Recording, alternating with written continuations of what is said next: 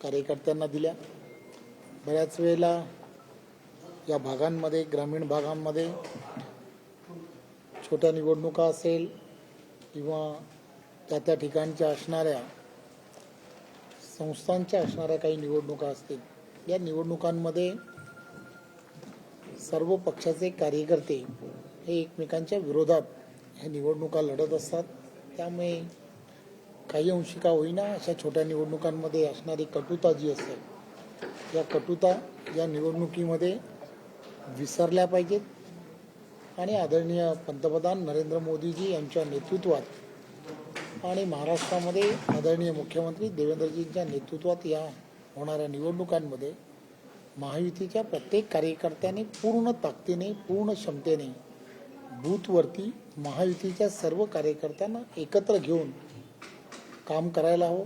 10 दिवस निवडणुकीला राहिलेले आहेत, त्यामुळे घरोघरी जाऊन NDAचं केंद्रातलं सरकार असेल आणि राज्यामध्ये असणारं महायुतीचं जे सरकार आहे, की जे महायुतीचं सरकार ज्या ताकदीने काम करत आहे, ते घेतलेले निर्णय आहेत, ते निर्णय नागरिकांपर्यंत पोहोचवणं आणि मतदारांना महायुतीच्या उमेदवार उपमुख्यमंत्री आदरणीय सुनित्राताई यांना प्रचंड बहुमताने जिंकून आणणं आणि त्यांची निशाणी जी आहे, ती निशाणी जी आहे ती घड्याळ आहे। हे घड्याळ या चिन्हासमोर 23 तारखेला मतदारांमध्ये कदाचित पोटनिवडणूक असल्यामुळे काही अंशी का होईना उदासीनता असू शकते, त्यामुळे एक उत्साहवर्धक वातावरण निर्माण करून मतदानाचा टक्का वाढवणं हेही आजच्या या कार्यकर्त्यांच्या बैठकीमध्ये आम्ही कार्यकर्त्यांना सांगण्याचा प्रयत्न केला आहे। राहुरीमध्ये देवेंद्र फडणवीस यांनी फोन केल्यानंतर प्राजक्त तनपुरेंनी अर्ज भरला नाही। आता प्राजक्त तनपुरे कुणाच्या बाजूला आहे हे आपण सर्वांनी लक्षात घेतलं पाहिजे की या पोटनिवडणुकीमध्ये ज्या वेळेला राहुरीमध्ये उमेदवारी अर्ज प्राजक्त तनपुरेजी यांनी माघार घेतला किंवा त्यांनी उमेदवारी अर्ज भरलाच नाही, त्याचं कारण एकमेव होतं की आदरणीय देवेंद्रजींशी त्यांची चर्चा झाली आणि चर्चेमध्ये काही गोष्टी ज्या आहेत, सबका साथ सबका विकास या मुद्द्यावरती आदरणीय पंतप्रधान नरेंद्र मोदीजी असतील, देवेंद्रजी सातत्याने काम करतात। त्यामुळे त्या भागामधील असणाऱ्या विकास कामांच्या संदर्भात मोठ्या प्रमाणामध्ये चर्चा झाली। तिथला असणाऱ्या जी धरण आहे त्या धरणामधील गाळ काढणे असेल, तिथली असणारी नगरपालिका आहे त्या नगरपालिकाला विकासात्मक कामं असतील, तिथे काही प्रकल्प SL वर्डसारखे काही प्रकल्प येत आहेत, त्यासाठी भूमी संपादन होणार आहे, असं उगाचच कोणीतरी त्या संदर्भात अफवा पसरवण्याचं काम केलं जात आहे, तर त्यामध्ये लक्ष घालणं आणि आपल्याला सर्वांना माहिती आहे की देवेंद्रजींच्या नेतृत्वामध्ये रोजगाराच्या असंख्य संधी या वेगवेगळ्या भागांमध्ये केल्या जात आहेत, घेतल्या जात आहेत। मोठ्या प्रमाणामध्ये FDA फॉरेन इन्व्हेस्टमेंट येते, त्यामुळे त्याही भागांमध्ये या राहुरी मतदारसंघामध्ये MIDCचं कुठेतरी निर्माण व्हावं आणि काही रोजगाराच्या संधी या त्या भागांमध्ये प्राप्त झाल्या पाहिजेत, ही भूमिका प्राजक्तजींनी मांडली।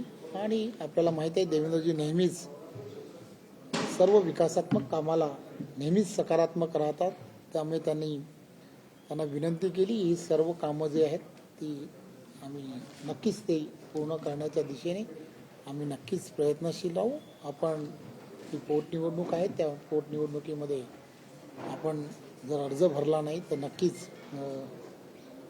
आम्हाला त्याचं फार समाधान वाटेल आणि देवेंद्रजींची विनंती त्यांनी मान्य केली आणि त्यामुळे त्यांनी उमेदवारी अर्ज भरला नाही।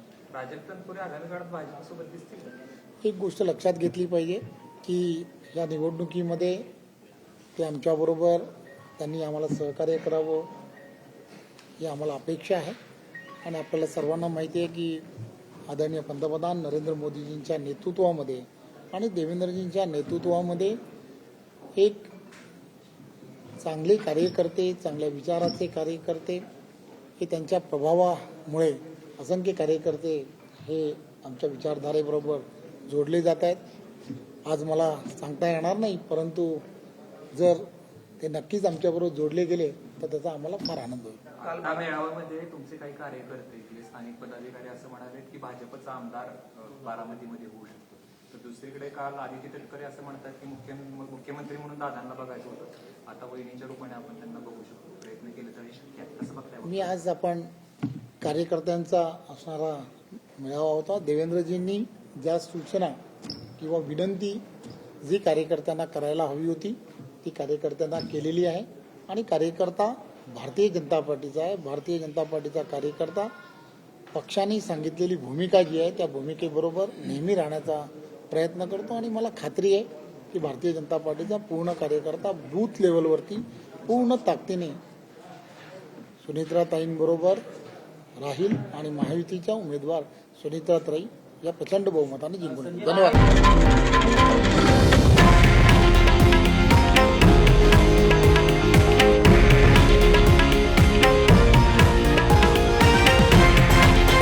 हे आहे देशातील नंबर 1 न्यूज नेटवर्क आणि आपण पाहत आहात TV9 मराठी, एकमेव.